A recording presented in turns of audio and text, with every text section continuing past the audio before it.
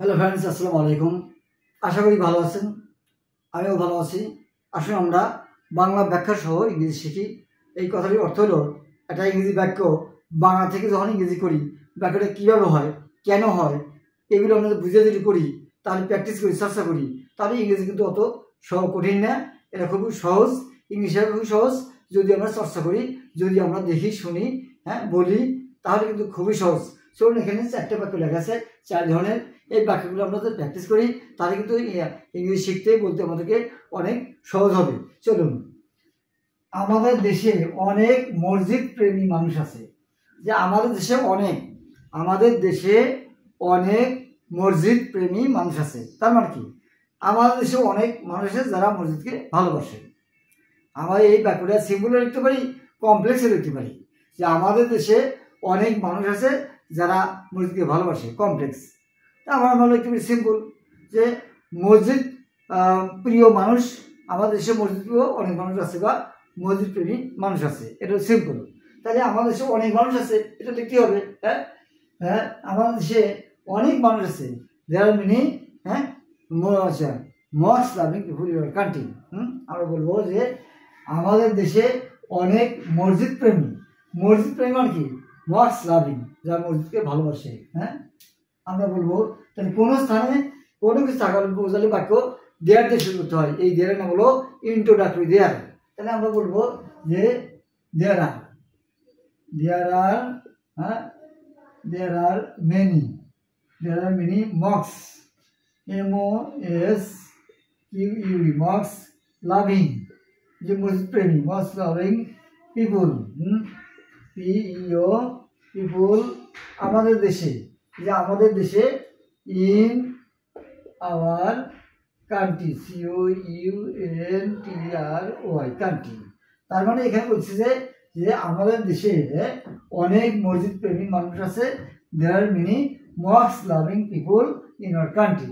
আমরা এই বাক্যটাকে অন্যভাবে করতে পারি, there are many people in our country who love mosque. Complete হয়ে গেল। Okay, next. তোমার দাদা অধিকাংশ সময় মসজিদে কাটাতেন। তো কাটানো ইংরেজি কি? ব্যয় করা। তো তোমার দাদা, আমরা কি বলবো? তোমার দাদা হলো সাবজেক্ট। তোমার দাদা অধিকাংশ সময় ইংরেজি কি বলবো? Most of the time. তাহলে আমরা ব্যয় করা, স্পেন্ড। তাহলে আমরা বলবো your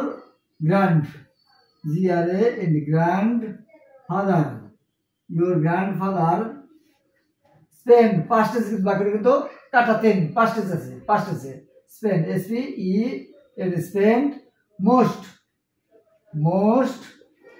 of the time in the mosque, মসজিদে, ইন দ্য মস্ক, MOSQUE। আশা করি বুঝতে পেরেছেন। আমার এখন কিছু লিখতে ইচ্ছা করছে না। তো কোনো কিছু ইচ্ছা করা, ফিল লাইক হলো ইচ্ছা করা।